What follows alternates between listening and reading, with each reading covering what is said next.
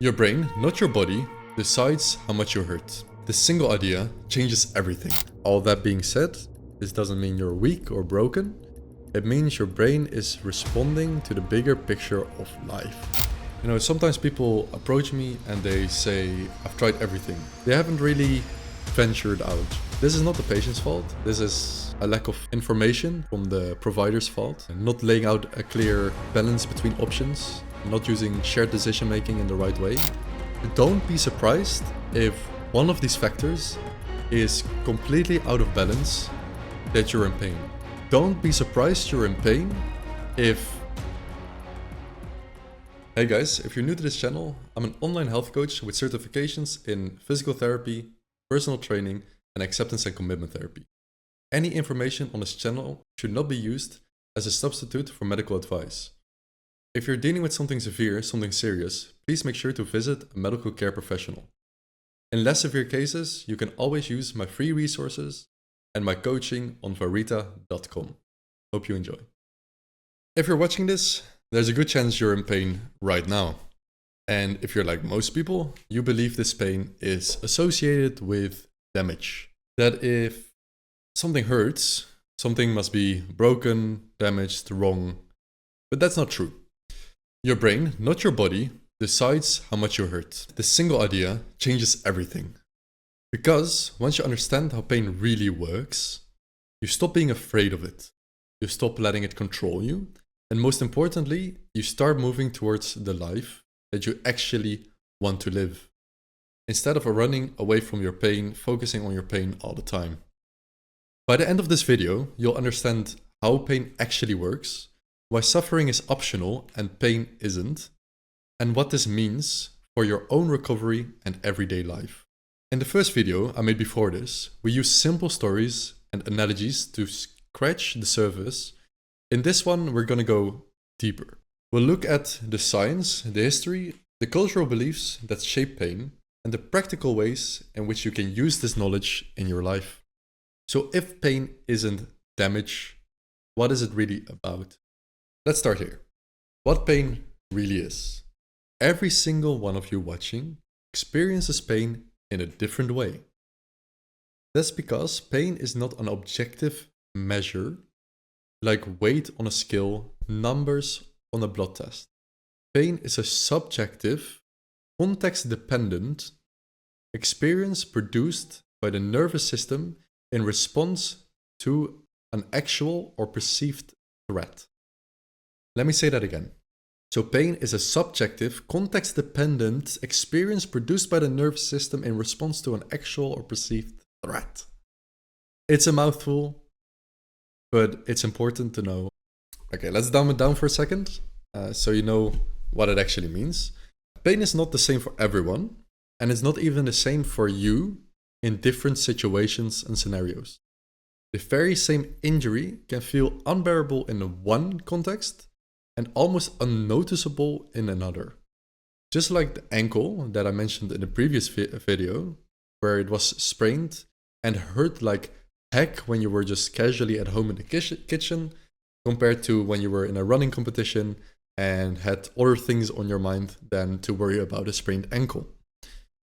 Now, sometimes when people hear this, they think, okay, so pain is all in your head. That is not true.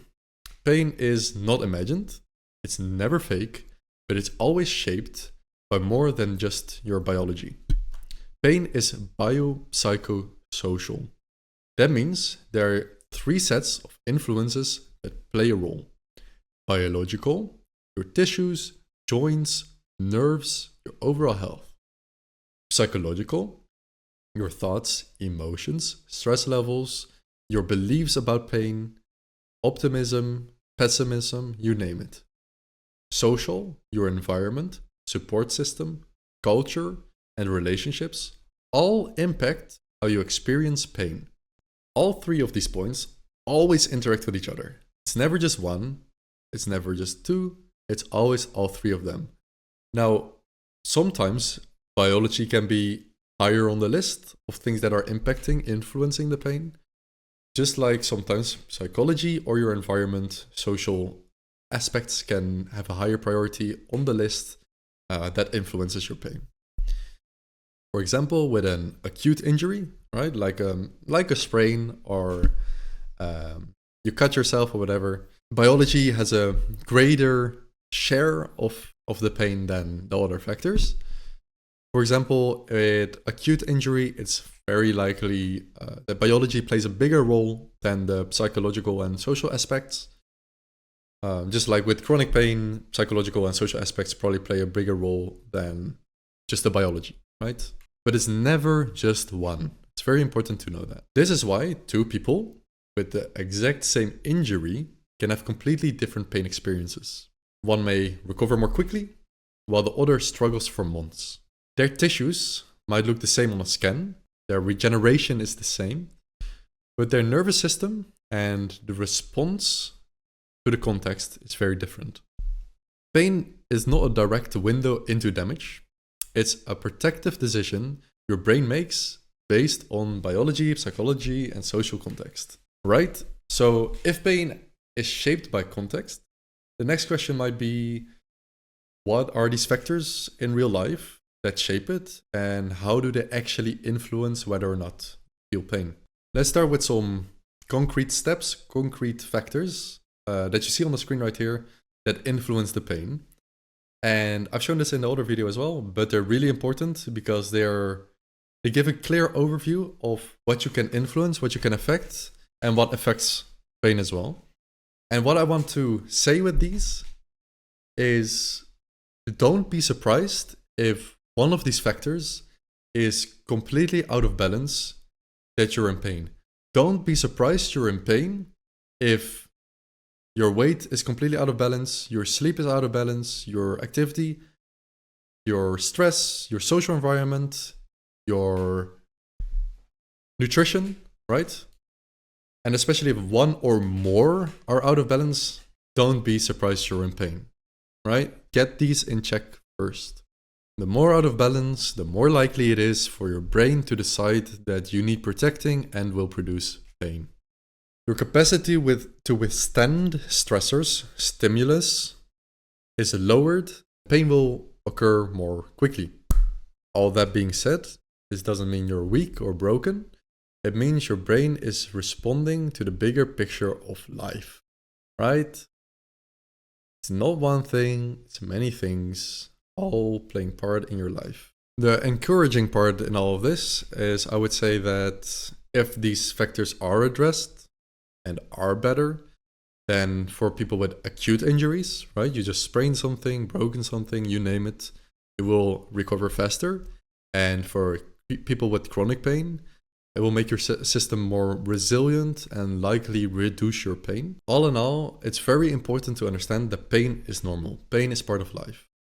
It's worth putting in effort in these factors to help reduce pain, but it shouldn't be seen as the main focus, because these factors also influence other things, like they improve your health, your mood, emotions, and even your overall quality of life. They make moving forward towards the things that you value easier, whether or not your pain goes fully away or not.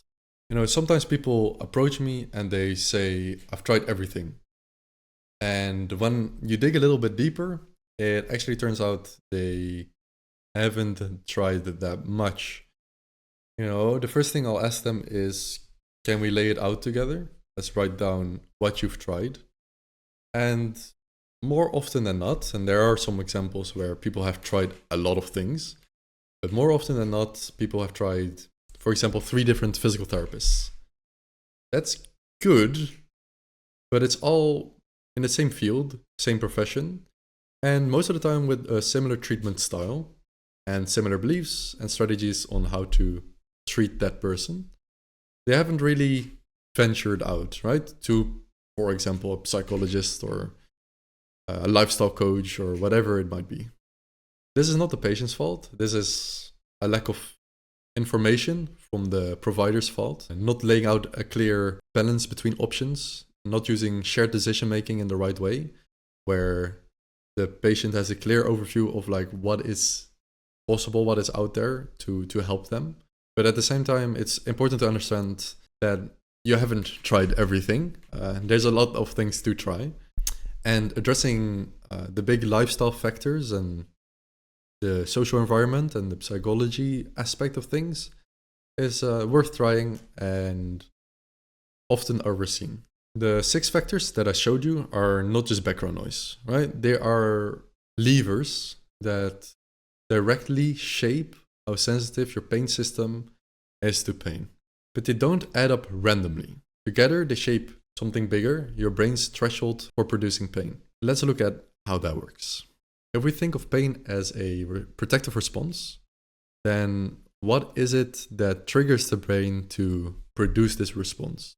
A useful way to think about it is in a threshold metaphor, the pain threshold. There's a certain line, a threshold that needs to be reached for your brain to decide, okay, should pain be produced or not? And let's say this threshold is at a 50-point mark. Yeah, it's just a random number, 50 points. And certain things can add up towards 50 points, and certain things can bring it down. Things that might add up towards the 50 points are things like stress, poor diet, sedentary lifestyle, poor sleep, bad social environment, negative thoughts and beliefs, and then soon you'll reach the threshold, right? The pain threshold. And pain is produced, alarms are going off.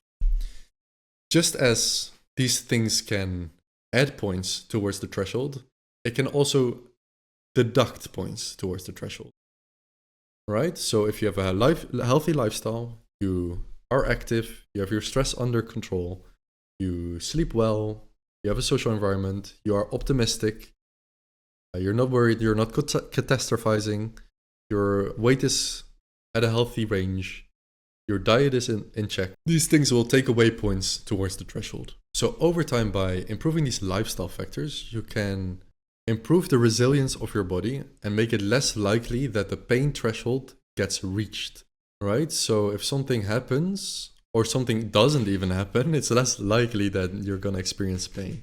This explains why some days the load is fine of, for example, sitting 8 hours at work, and sometimes you'll be in pain when sitting 8 hours at work. Not because the sitting changed, but because the factors around it have changed. Your threshold for pain is lowered and you'll experience pain faster. The critical part to understand is that reaching the threshold doesn't automatically mean your tissues are damaged. It simply means your brain has decided you need protecting. And that's where the biggest myth needs to be addressed. Pain does not equal damage. It doesn't say anything about damage, right? You can experience pain when you are damaged, right? When there is damage to your skin, your bones, your structures, there can be pain, but the pain does not mean that there is damage. So what happens when you've tried changing your lifestyle, tried changing these factors, you improved everything, you've worked on your stress and sleep, and the pain still doesn't go away? Think about the ankle example. Twist it, sprain it during a race does not hurt as much as twisting or spraining it when you're relaxing in the kitchen. It's the same ankle, the same amount of tissue damage, but a different pain experience. Why is this? The brain, through the central nervous system, processes different signals, for example, nociceptive ones. These are signals that carry information that your brain eventually processes and decides whether pain should be produced or not. Now, what generates nociceptive signals and what is nociception? Nociception is called danger signals. It used to be called pain or damage signals, but we know that's not true. They just only carry information, and they carry information from different kind of sensory inputs. They carry information from mechanical inputs, chemical inputs, and temperature changes. Your brain eventually is the one that processes these signals, and based on the context and the state that your body, brain, you as a whole person is in, it will decide whether pain is necessary or not. So your brain doesn't only process nociceptive inputs, nociceptive signals, but also your environment, your thoughts and beliefs, the state that your body is in, etc. If you stub your toe, if you hit your toe on something hard, it's gonna hurt. There's very little to no damage. A splinter or an ingrown nail, it's gonna hurt like crazy. There's almost no damage. Another great example is the study from Henry K. Beecher in 1946 and 1956, where he looked at World War II soldiers that were injured. And he concluded that the severity of injury does not relate to the experience of pain. There were soldiers with shrapnel, actual bullets inside their body, that experienced little to no pain. How could that be if damage was related to pain? It's not possible.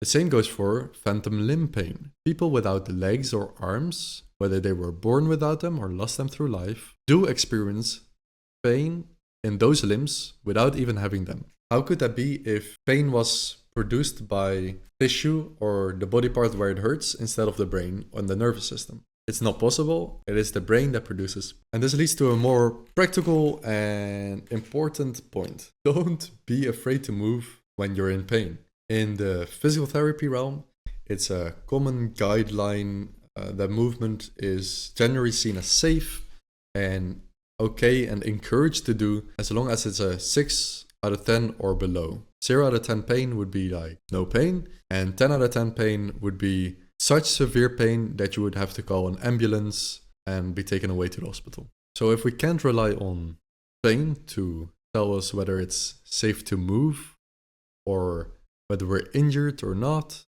then how do we assess that? How do we know it's okay and fine to move? So pain is not completely useless, but bear with me for a second, okay? Let's say pain can tell us whether something is damaged. How do we know when it's safe to keep moving and when it's time to take a step back or seek help? So in clinical practice and professional guidelines, people use things like the Ottawa ankle rules, Ottawa knee rules to make an informed decision on whether there should be imaging required, right? Whether you need to go to the hospital for an MRI or whatever, or whether it's likely safe to go into rehab to keep moving or whatever they might prescribe you. Now, what do they look at when assessing for whether imaging is necessary or whether it's okay to start rehab or whatever it might be? What is more reliable than pain? So, number one, we can look at things like visual signs. Is there bruising? Is there swelling? Is there discoloration? Is there structural abnormalities, right? Is there a bone sticking out? You know, those are visual signs that clearly indicate something might be off. And seeking professional help is a good choice, is a good option. Second, feeling, sensation. Is there a massive difference in temperature, right? Hot or cold? Do you notice structural abnormalities, right? By touch. Is there numbness or loss of sensation? Number 3, can you still move the body part? Can you bear weight on it, put load on that body part? Can you still use it, right? Is it still functional? Even with pain, is it still functional? Number 4, sensations. Are there systematic vegetative responses? Sweating, nausea, dizziness, you name it. Is there sharp pain? Severe sharp pain? Especially if combined with the other factors. Let me just make something clear. Pain is still a very important clue on whether something is worth looking into. Let's just say that, right? Especially if other parts of the equation, the visuals, the sensations, the feelings, are also out of order. As a general rule, if you can still move, load the body part, even in smaller amounts, right? You wouldn't be sprinting maybe, but if you can still walk, if you can still move however you'd like, even with pain, you are probably okay. If you notice any red flags, severe deformities, neurological loss, right? Loss of sensation, loss of function, systematic illness, dizziness, sweating, etc., you should definitely seek some professional help. This way, you're not just relying on pain as an indicator whether something is off. You're combining information and making an informed decision, just like clinicians might do, right? Now that we separated pain from damage and seen how you could assess for an injury better than just relying on pain on its own, to answer why so many people thought and still think that pain is related to damage, we need to step back and look at history of pain science, from the old models to the modern understanding. Pain wasn't always understood as the way it is right now, as the way I'm explaining it to you. For a long time, it wasn't considered biopsychosocial or person specific. It was seen as a general experience. It was seen as very one-dimensional. Like this is mainly a Western thing. In the East, it might have been a bit different, but in the West, we categorized and separated medicine per profession, right? So an orthopedic surgeon might only look at the human through the musculoskeletal system. So if there's something wrong, it must be because of musculoskeletal problems. An eye surgeon only looks at the eyes. A physical therapist only looks at movement. A psychiatrist only at the mind. This narrow mind was the separation of medicine into boxes is very characteristic of Western medicine. And I think the most important reason why pain was seen as so one-dimensional and as such a objective experience related to injury, related to damage. One of the earliest models to understand pain was from René Descartes, the Cartesian pain model. It was a very simple cause and effect model where something happened at, for example, the wrist, right? You get slapped here. A pain receptor sends the fact that there should be pain here towards the brain registers it and sends it back. Later, in 1965, Melzack and Wall designed the gate control theory. It added complexity to pain. It suggested that there's a gate in the spinal cord that can amplify or reduce incoming signals. This explained why rubbing on a certain area reduced pain. This gate control theory let room for other non-painful signals to compete in the story.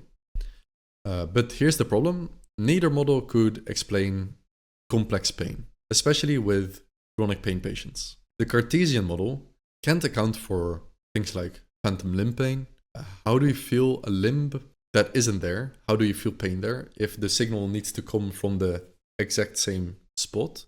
The gate control theory improved things, but it still treated pain as something that came towards the brain, into the brain, rather than being produced from the brain. Over the past few decades, pioneers like David Butler, Lorimer Moseley, Adrian Lau, and others helped shift this perspective.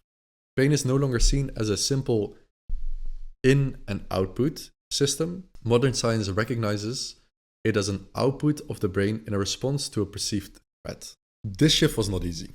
It challenged the status quo and was met with tough resistance, but it mattered because the old models failed the very patients who needed help the most, those with chronic resistant pain. Personally, I felt this struggle as well. I've worked with many practitioners that still cling on to very biomedical explanations for pain because they are easier to understand and easier to justify, but easier doesn't mean that it's better.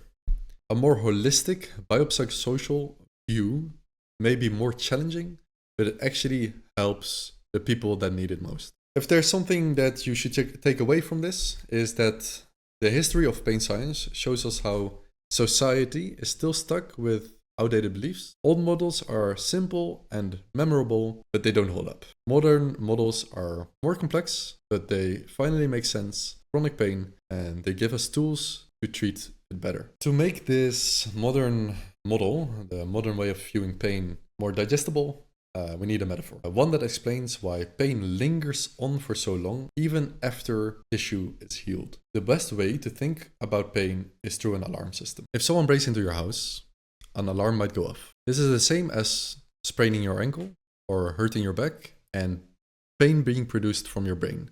It's like an alarm going off. It's there to protect you. Now, because this happened, a homeowner might install a camera on top of the already existing alarm system on the door. The alarm system has become more sensitive. Now, if someone breaks into the home next door, it's not your home, this alarm system still might get more sensitive because you're worrying of danger, worrying of risk. This is the same as your brain catastrophizing and worrying about the injury that happened. Nothing happened again, right? No injury happened the second time, but the alarm system still got more sensitive. Eventually, it gets so sensitive to the point where if someone approaches the house that's unrecognizable, the alarm goes off. Pain is produced without injury, without a good reason to do it, just because the alarm system is very sensitive. Now, if this happens and the alarm does go off again, it gets even more sensitive, to the point where you only have to hear footsteps outside, the guard dog begins barking, the alarms go off, you check the cameras, there's nothing, but there's still pain. So the same thing happens to your body after an injury. The first time the alarm goes off, most of the time it's justified. If you stop moving, if you're fearful of the injury, your nervous system can become more sensitive to the point of overly sensitive. And at that point, even harmless movements or small changes can set off the pain system. So what do you do about it? The goal isn't to smash through the pain, and it's also not to completely avoid the pain. It's to retrain the alarm system. We can do this through graded exposure. Slowly, progressively, teaching the alarm system, teaching your nervous system that movement is safe, that your body is okay, that everything is fine. You need to start with gentle movements that barely hurt. In the alarm metaphor, this could be calling a delivery man and letting him deliver a package in front of the door. You're not receiving it yet at the door because that's a step too far. The alarm will go off. But you're allowing a delivery person to come up to the door, deliver the package, and leave. The next step is to add more load, right? A little pain is okay as long as it doesn't set off the alarm. So doing a little bit more movement, going for a walk, etc. With the alarm metaphor, this would be the delivery guy actually handing over the package to you. You start to feel more safe and you remove some of the alarm systems. The next step is you go for a hike. More intense, more load, not too much pain, not too little pain, and you're letting the system know it's okay, it's safe. You let the delivery guy come into your house for a cup of coffee. Long story short, we shouldn't fight with the pain, shouldn't avoid the pain, we should flirt with the pain. Take it on dates, don't make it your girlfriend, and don't keep it as a stranger. It's part of your life, but it's not there to stay. This calms the system and helps the alarm reset back to normal sensitivity. The fascinating part about pain is that your thoughts, your beliefs, and even your culture can turn up or turn down the pain dial. It influences the pain experience. The pain is never just biological.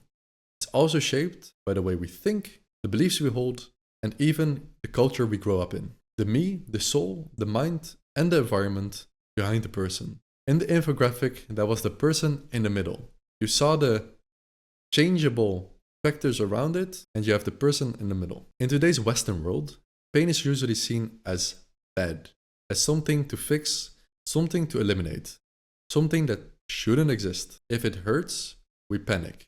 We avoid it, we treat it as an enemy, something that needs fixing. In other cultures, however, pain is sometimes given a completely different meaning. In parts of East Asia, for example, pain has historically been seen as something virtuous, a sign of endurance, resilience, and even pride. The more weight you carry, the more honorable suffering. This used to exist in Western culture too. Take the word patience. It comes from the Latin patior, I suffer. Patience was literally defined as the quality of enduring suffering without complaint. There's a great book by Rob Bodish called Knowing Pain that points out how in medieval and early modern Christianity, pain had a kind of meaningfulness that is lost nowadays. It was tied to the imitation of Christ. Suffering quietly was seen as a virtue. Imitatio Christi, the imitation of Christ. Today, much of that meaning has been lost. Cultural narratives. Why am I telling you this? Because it shows that pain is not only a biological process, it's also filtered through beliefs and cultural narratives. And that means pain is not fixed. The meaning you give it, whether you see it as purely destructive or as something you can carry, can change how you actually feel. Even modern science support this. Optimism and positive expectancy have been shown to reduce pain sensitivity. Stress and fear make it pain worse. Acceptance and optimism make it lighter. So if pain is influenced by biology, psychology, social, culture, the real question becomes, how do we actually live with pain? How do we stop pain from turning into suffering? The fact of the matter is, pain is part of life. Nobody gets through life without it, whether it's physical, emotional, or mental. But suffering is different. Pain is the unpleasant sensation your brain produces. Suffering is the fight against it. The constant struggle, the belief that life can't go on until pain is gone. And this is where things need to change. The way out of suffering is not to erase pain, but to shift your focus towards things that truly value, that have meaningfulness in your life. So ask yourself, what do I want to be remembered for? What do I think is important? What do I value in life? This could be playing with your kids as they grow up, hiking again, being a joyful person, being a kind person, being a person that was always there for someone, being a given person, being a strong person, being a person to look up to. Whatever is important to you, whatever you value, write that down. Write what you want to be remembered as. Whatever that is, let it guide you in your actions. When you live towards your values, pain loses its grip. It becomes part of the background instead of just the center of your life. This is also at the heart of something called acceptance and commitment therapy. It's a way of helping people with chronic pain by accepting that pain is part of life and committing towards things that matter to them. Different steps that they take in this therapy method is accepting pain in your life, diffusing from unhelpful thoughts like catastrophizing and viewing pain as the end-all be-all, staying present in the moment through things like mindfulness, committing to actions guided by your deepest values, seeing yourself as your true self and not just some label. You can see pain as clean pain and dirty pain. Clean pain is the raw sensation of injury and illness. Dirty pain is the suffering that comes from fighting it, resenting it, or obsessing over it. Acceptance and commitment therapy and this way of thinking tries to show you that you're stuck in a sandpit. Right now, you're fighting and digging inside that sandpit for a solution. All you can focus on is trying to find the solution. You're doing this while not noticing that there's a ladder right behind you. That ladder is a change in mindset, a change in lifestyle, where you start focusing on your values instead of focusing on the pain. This ladder can help you climb out of the sandpit. Now, if you were to use this method as a way to fix your pain or reduce your pain, instead of using it as a way to change your mindset about your pain and move towards things that matter to you, then you're just gonna pick up that ladder and start using it to dig yourself into an even deeper hole. Remember, this is not meant to reduce or fix your pain. It is meant to show you that pain is part of life, It's something that sometimes just needs to be accepted and that we move on from it, even though it's there and it's annoying. Don't use the ladder to dig yourself deeper. You can't always choose whether you feel pain, but you can choose whether you suffer from it. By shifting your focus towards your values, instead of the pain, you start to outshine the pain and the control it has over your life. So let's close this with one clear message. Pain doesn't equal damage. Pain is like an alarm system, one that can get overly sensitive, but also one that can be retrained. Pain is shaped by biology, psychology, and social factors like culture. It's never just one thing. And most importantly, while pain is part of life, suffering is optional. You are not powerless. You have certain factors you can influence, and you have a very important compass, which are your values that you need to move towards. Even if your pain doesn't disappear, you can still live a life that matters to you. Because the more you chase pain, the more it controls you. The more you chase what you deeply value, the less space you leave for pain. Your pain is real. I'll never dismiss that. But it doesn't define you. It doesn't have to be the center of your story. Flirt with the pain, don't fight it. Use it as a reminder to move closer to the life that you want to live. Pain is compulsory, but suffering is optional.